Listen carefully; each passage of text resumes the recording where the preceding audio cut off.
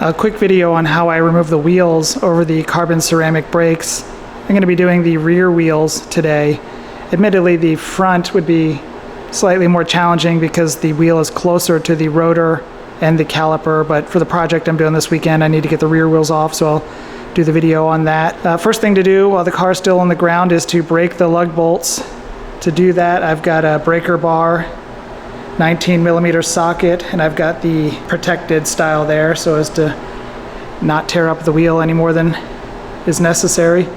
It's kind of unavoidable to knock some of the finish off of the bolts themselves, but with this style of socket there's no damage to the wheel.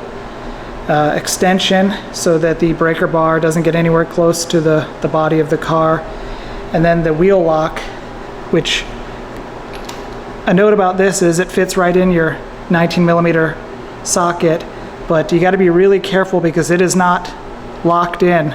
So as you're working at the wheel lock, make sure that thing doesn't slip out and fall down on your wheel. It could chip the finish. So as you're removing the socket from the lug, make sure your hands are on that lock. Okay, next up after all the lug bolts are broken is to lift the car. I've got a quick jack here. I have another video on my channel where I show how I set up the little lift ramps here and get the quick jack positioned. But yeah, I'll lift the car up now and we'll get on to removing the wheel. With the car in the air, now it's time to completely remove the lug bolts. As part of that, you'll need 2 of these guide pins or guide posts, and the owner's manual talks about positioning those at essentially 12 and 5. What we have available to us in the current position is 1 and 6, so as I'm removing those lug bolts, I'll put these 2 pins in to guide the wheel away from the brakes.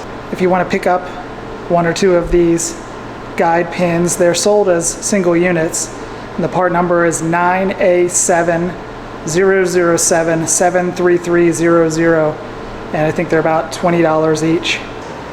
Now down there I have a stack of leftover pavers, and what this does is helps me pull the wheel out onto those pavers so I don't have to be worrying about bearing the weight of it. I can more focus my attention on managing the wheel so that I'm not hitting anything. So it just works out well that on the top lock of the quick jack for this car, this stack of pavers is pretty much perfect. It works well in terms of guiding it to put it back on as well, but this stack of pavers is a perfect height to pull the wheel out and let it rest on that, keep it clear of anything while I'm moving it away from the car.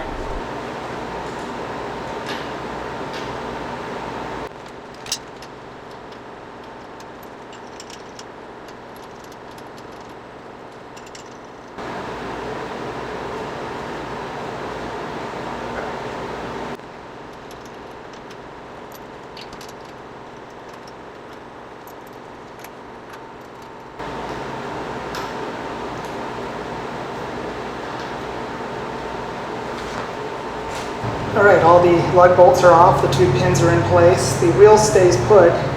Even with all the bolts off, the pins keep the wheel in place.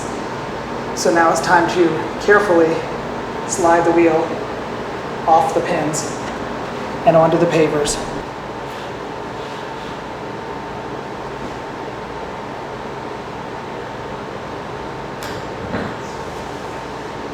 So right there, with it free and clear of the pins, by virtue of having the pavers there to hold it up, I can kind of just adjust myself, make sure I have the right grip to lower it down to the floor, just take a break and have to do it all in one motion.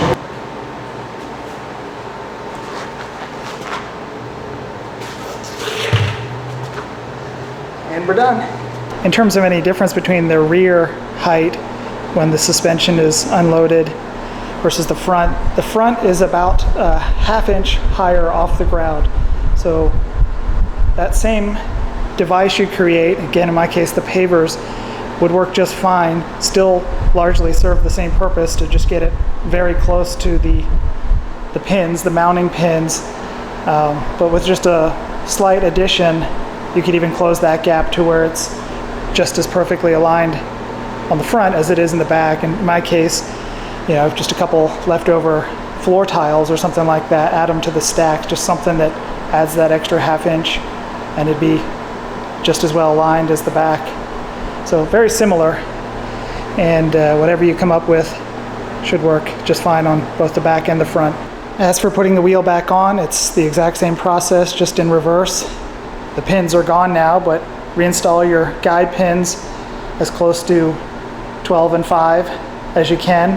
I repositioned the pavers.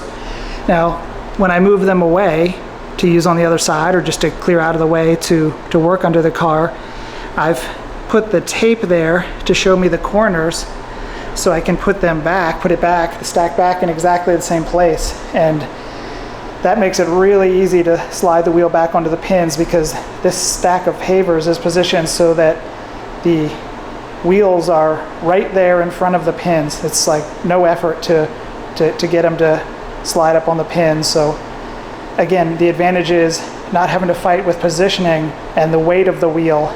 You can just have it stable and focus only on guiding it right up onto the pins with a very small movement.